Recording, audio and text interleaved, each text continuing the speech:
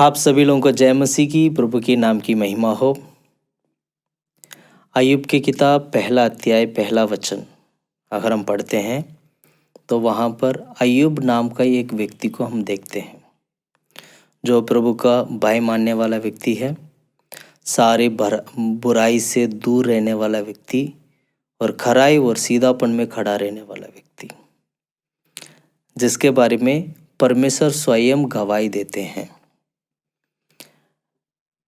उसका जीविका के बारे में अगर आप देखते हो तो अय्यूब की किताब अगर पढ़ोगे, बहुत ही एक कठिन समय उसने बिताया है।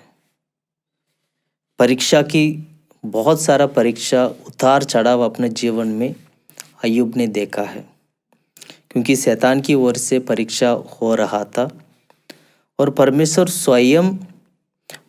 ने अनुमति दी। और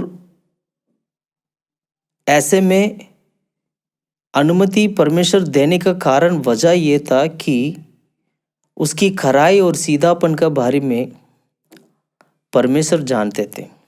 अय्यूब की खराई और सीधापन और प्रभु का भय मानना और सारे बुराई से दूर रहना परमेश्वर बहुत अच्छा से जानते थे, और इसीलिए परमेश्वर अय्यूब के बारे में स्वयं खुद गवाही देते थे शैतान के सामने।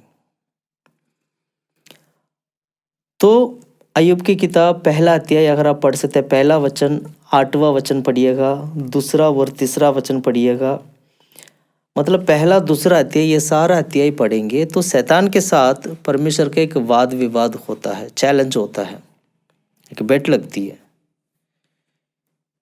परमेश्वर कहते हैं कि उसके समान कोई खराई और सीधाई, प्रभु का भय मानना, बुराई से दूर रहना इस धरती पे कोई नहीं है।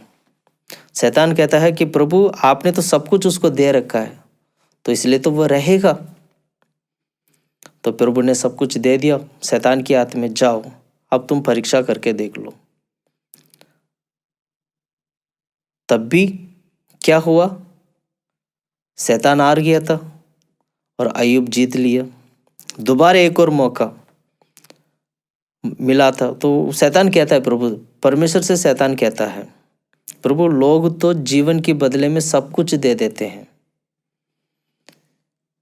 तो परमेश्वर क्या कहते हैं, ठीक है, उसका जीवन भी तेरे हाथ में दे दिया, उसका शरीर तेरे हाथ में दे दिया, बस उसकी प्राण को कुछ नहीं होना चाहिए।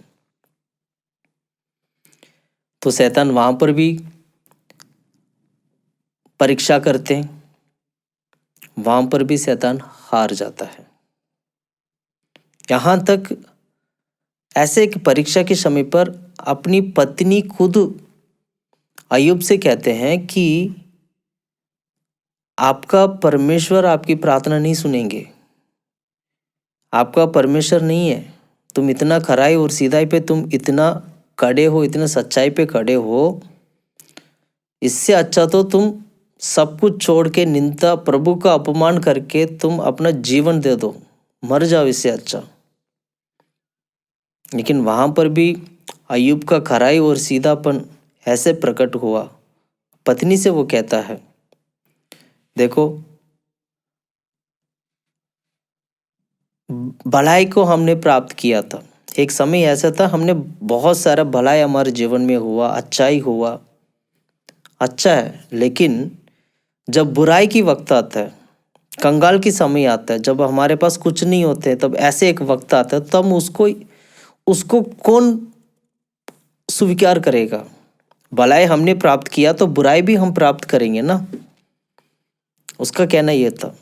और ऐसे में कभी उसने परमेश्वर के खिलाफ उसने कभी बात नहीं किया, प्रभु के खिलाफ उसने कभी पाप नहीं किया। तो उसकी खराई और सीधापन इतना प्रभु के लिए, वो खराई और सीधाई के साथ वो खड़ा रहा। बहुत ही एक अद्भुत बात है। इससे हम सीखते क्या हैं, जैसे अय्यूब के साथ हुआ था वैसे हमारे जीवन में भी हो सकता है। हमारे जीवन में भी परीक्षा आ सकता है, हमारे जीवन में भी उपद्रव आ सकता है। हमारे जीवन में कठिनाई, मुसीबत, परेशानी, परीक्षा, बीमारियां कुछ भी आ सकता है। लेकिन अय्यूब की तरह हमें भी ऐसे उपद्रव, कठिनाई, ऐसे मुश्किल वक्त पर हम अपनी खराई पर खड़ा रहना है। खराई और सीधाईपन को प्रकट करने वाले बनना चाहिए। मुश्किल समय पर खराई और सीधापन को प्रकट करने वाला बनना चाहिए। ऐसे एक उपद्रव के समय पर, निंदा अपमान के समय पर हम अपनी पवित्रता को प्रकट करने वाला होना चाहिए। ऐसे मुश्किल हालात पर हम अपनी जीवन जो पवित्रता है, एक विश्वास का जीवन है, वो प्रकट करने वाला बनना चाहिए, जो अय्यूब ने किया था। यही वजह था परमेश्वर अय्यूब के लिए गवाही देना पड़ा। उसकी कराईपन को देखकर, ऐसे मुश्किल हालातों के समय पर भी वो परमेश्वर के लिए जो खड़ा रहा था, परमेश्वर के साथ जो खड़ा रहा था, तो वो परमेश्वर को गवाही देने में मजबूर कर दिया था।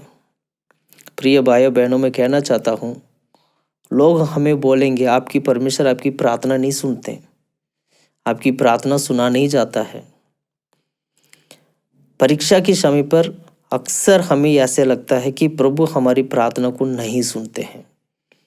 ऐसे मुश्किल वक्त पर हमें लगता है कि प्रभु हमारी प्रार्थना को नहीं सुनते हैं। मैं कहना चाहता हूँ, लगता होगा प्रभु आपका प्रार्थना नहीं सुनते हैं, पर हकीकत तो ये भी है कि परमेश्वर उस मुश्किल ऐसे परीक्षा के समय पर हमें मजबूत करके प्रभु की राज्य के लिए वो तैयार करता है।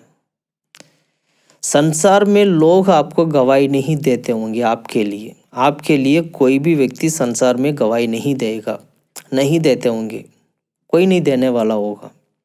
लेकिन आप अय्यूब की तरह, आप और हम अय्यूब की तरह एक सीधापन वाला जीवन, खराई और सीधापन, परमेश्वर को भय मानना और सारी बुराई से दूर रहना, ऐसे एक जीवन बिताएंगे तो ये पक्का है कि परमेश्वर हमारे लिए गवाही देगा। इसलिए अय्यूब कहता है, अय्यूब की किताब 16 अध्याय 19वां वचन में कहता है कि मेरा गवाही देने वाला ऊपर बैठा है। मेरा गवाही देने वाला परमेश्वर ऊपर बैठा है, यानी स्वर्ग में है वो। प्रिय भाइयों बहनों, मैं कहना चाहता हूँ, हमारा गवाही देने वाला परमेश्वर ऊपर बैठा है।